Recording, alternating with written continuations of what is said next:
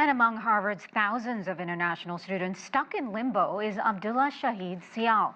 He's an international student at Harvard University and student body co-president of the Harvard Undergraduate Association. Abdullah, thanks so much for joining us. Full disclosure, I'm a Harvard alum as well. So first of all, I just want your reaction to the latest actions by the White House regarding the proposal seeking to revoke Harvard's ability to enroll international students.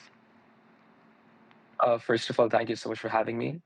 And second of all, it's really unfortunate that thousands of international students who have come, again, so many miles away from their own respective countries and don't have any family in the US happen to face the need to face all of these issues on their own.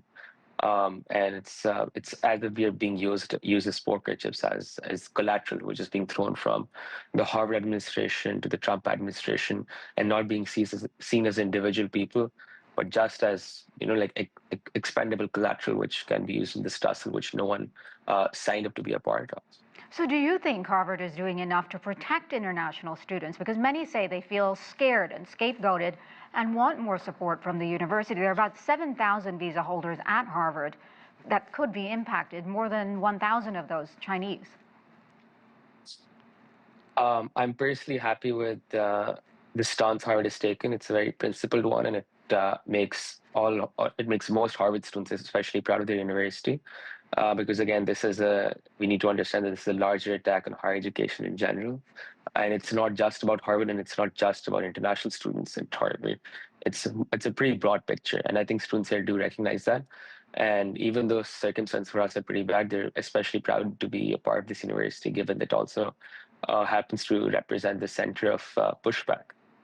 Abdullah, how worried are you personally, and have you considered what other options there may be? A lot of universities have reached out and said if students aren't re-enrolled or accepted at Harvard, international students, then they're willing to take them. Again, yeah, I would like to reiterate that the circumstances are very, very unfortunate.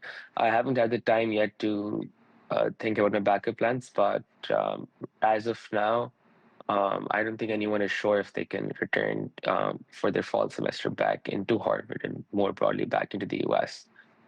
In that case, I would have to look for other options. I haven't looked at the list yet for the next available ones because the most transfer windows for most colleges have already been closed. So it has to be like those universities need to be taking some exceptional, need a separate protocol to enroll Harvard students right now. But yeah, hopefully it doesn't come to that. Which year are you in?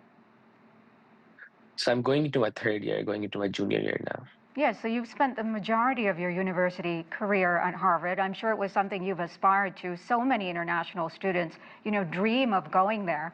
I know personally a lot of family with children who are going through the same issue. They're very, very worried. President Trump seems to think Harvard is too liberal, too woke. You've spent some time there now. Is it? I can't fully answer this question given everyone's perspectives are extremely, extremely different. Most higher education universities happen to be left-leaning. That is definitely true. But I wouldn't go as far as to say that it's inherently a quote-unquote woke place. Harvard recently released results of an internal investigation that it issued by itself. It showed a rise of anti-Semitism on campus and in the classroom instruction. It also, in a separate twin study, found a rise in anti-Muslim and anti-Arab sentiment.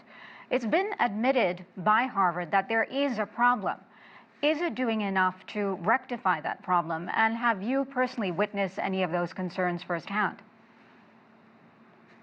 Thank you so much for this question. I would like to emphasize on how anti-Semitism is a big problem on college campuses, not just at Harvard, but more broadly in many universities in the US.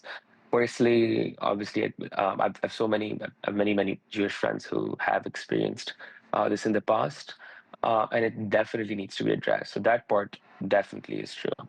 But I also want to make it very, very clear that deporting international students doesn't solve any of this. We don't have any provided mechanism by President Trump's administration that deporting internationals in this particular manner, which is a blanket ban, and also, by the way, happens to include deporting international Israeli students, will solve any of these issues.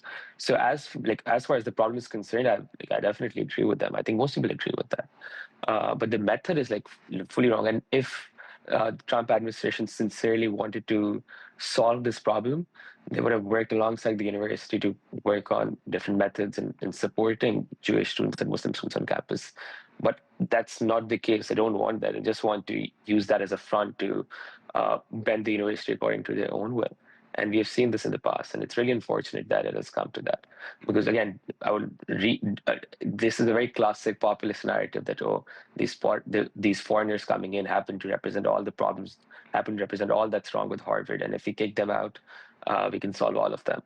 But it's like very, very unlikely, and frankly, it's not true at all that all of these problems are being purely sourced by the 27% international student population. Absolutely. All right, Abdullah Shahid Sial, thank you so much for your perspective. Good luck with everything. Please keep us updated on any of your personal developments. Thank you. Thank you for having me.